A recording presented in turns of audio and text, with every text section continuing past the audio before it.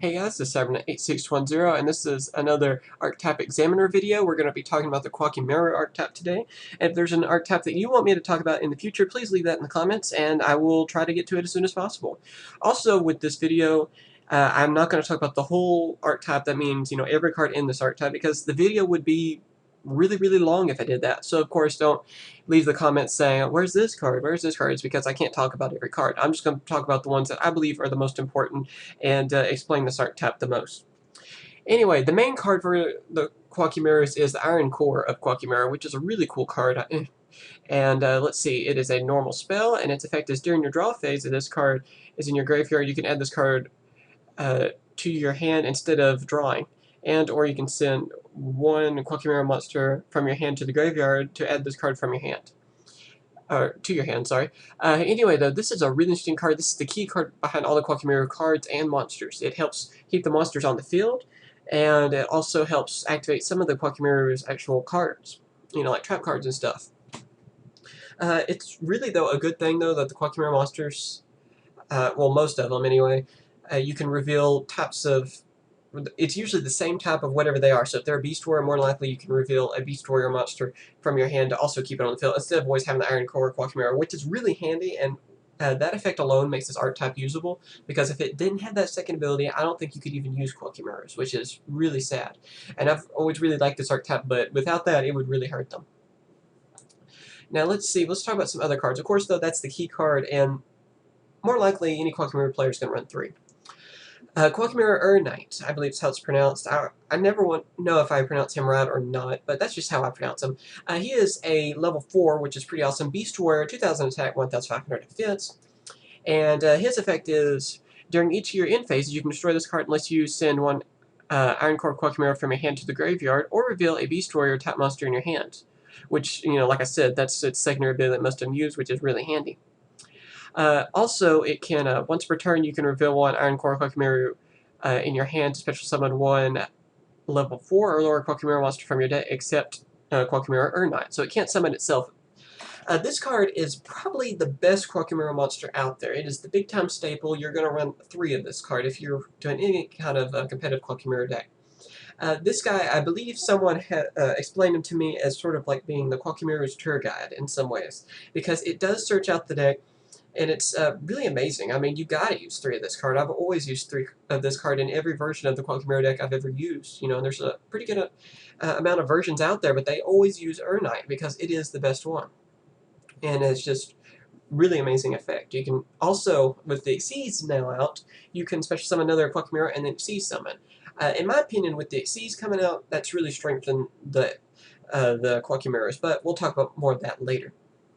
Koaki Meiru Crusader, this one is another one that is big time. It's about as useful as Knight, and also both of them being Beast Warrior, that means they can be revealed to help each other out as well. Just like Knight, you can either, it has that first ability where you have to give up the Iron Core, or you can reveal a Beast Warrior. But its second effect is that if this card destroys an opponent's monster by battle, and you can add one Koaki Meiru card from your graveyard to your hand. It has 1900 attack, 1300 defense. This card's pretty amazing because you can keep bringing back old cards that you need, like Iron Core Koaki Meiru, or other Koaki Meiru monsters that are just in the grave, which is really handy and make that card really amazing, especially since they're both Beast Warrior and level 4. That's what makes them really great, because Knight can search out Crusader and bring it to the field as well. Since it can bring out Koaki Meiru monsters, you could Xyz summon with them, you could just use them just together and use their abilities, because both of them are probably the best Koaki Meiru monsters we have. Koaki Meiru Boulder. This one is the searching Koaki Meiru that we really needed, and it comes in handy.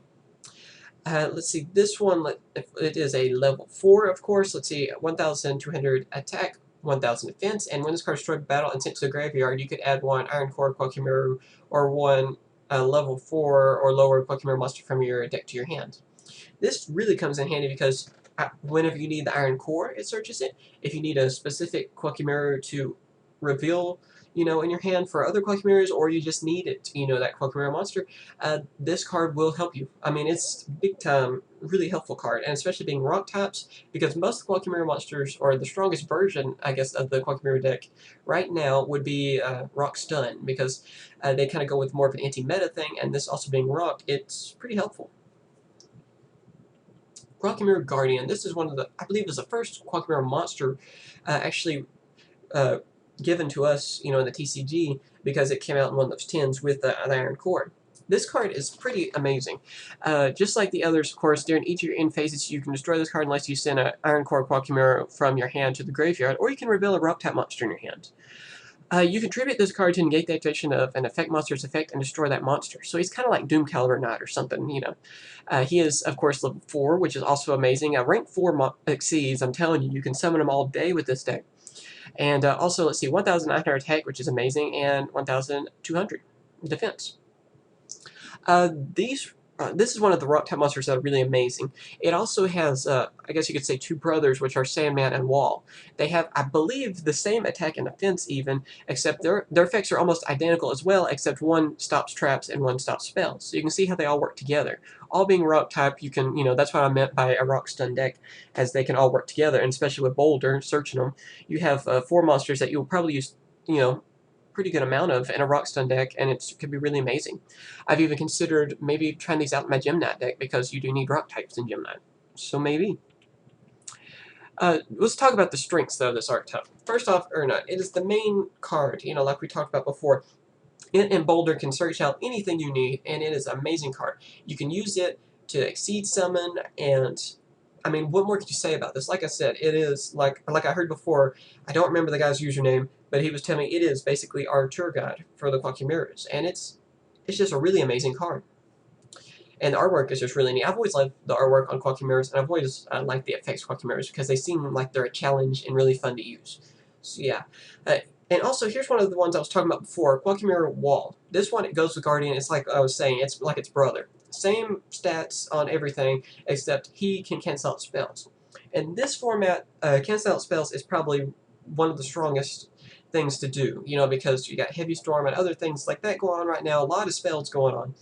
Where Wall is probably going to be the main one. A lot of Koaki Mirror users are going to use, Rock Stun users, and different people like that, that are going to use this type of Koaki Mirror, a rock type, that's pretty powerful with a good effect. This would be the one they would choose besides Sandman or Guardian. Yeah, though, probably one of the better ones, and it's kind of funny that we got it a little later. It's a really amazing card. I hope we get more Koaki Mirrors, too, in the future. Steel Swarm Roach. Like I said, this deck can pump out rank 4s like crazy. Steel Swarm Roach is really easy to bring out with this deck, and of course, it is also more of an anti-meta card. With Koaki Mirrors, they all kind of fit like an anti-meta strategy, I guess you could say, and this really fits in with them. Now, I know some people might be aggravated that I did not talk about Koaki Mirror Drago. Drago is an amazing card. A lot of people, and same with Fiend, those are two amazing.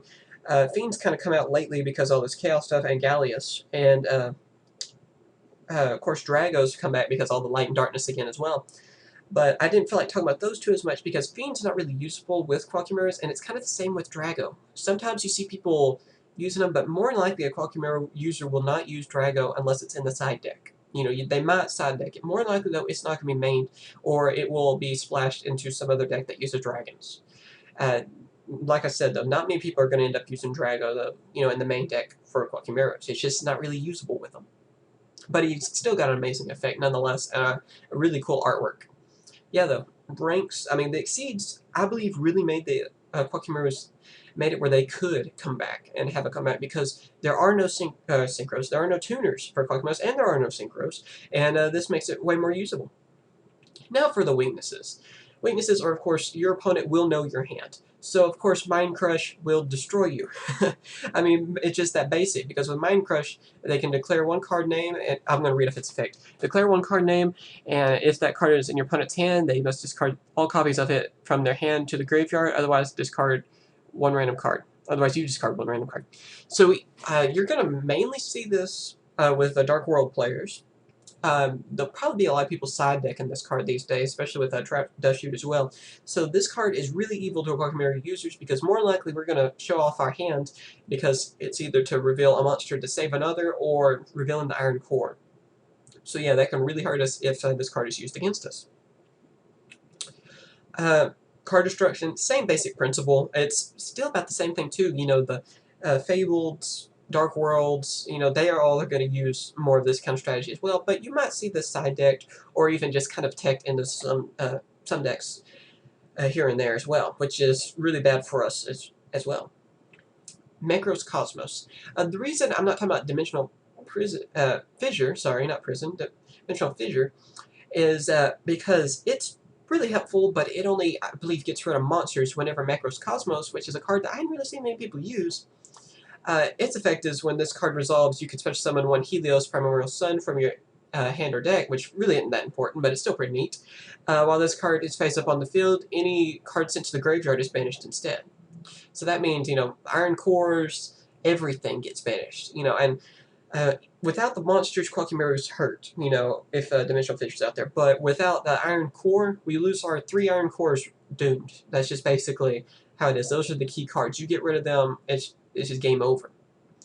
And yeah, it's sort of like that Roiled Seal Curse Spell or whatever that last card I talked about on when we talked about the Evil Heroes. About the same thing because you could still use that card as well and negate the Iron Core and get rid of all the copies of Iron Core from the deck. And yeah. It's Curse Seal or Forbidden Spell, I believe. That's its name. Good grief. It's hard to remember all the cards.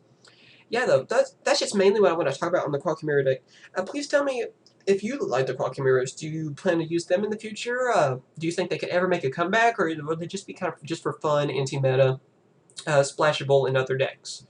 Please tell me what you guys think. Of course, in the comments, please tell me if there's another archetype you want me to talk about in the comments. And yeah. Also, I'm working on a Koaki Meiru deck right now. I'm working, and I believe it's pretty powerful. I think it might actually be almost tournament worthy. So hopefully you guys are looking forward to that. I think it's about done. I mean, I don't know when I'm going to upload this. I don't know if I'll be uploading it before or after this. And yeah, though, it should be pretty soon, though. Y'all will see that. And I think you guys might even want to give Koaki Meiru a chance after seeing this deck. Also, my internet's acting a little bit better, so I will hopefully have duels pretty soon, and that could mean you could see the Koaki Meiru deck in action, but maybe. We're just going to have to see. The internet's been so, you know, so far, but not the best in the world yet, so hopefully everything will go as planned, and we'll have some duel videos soon as well.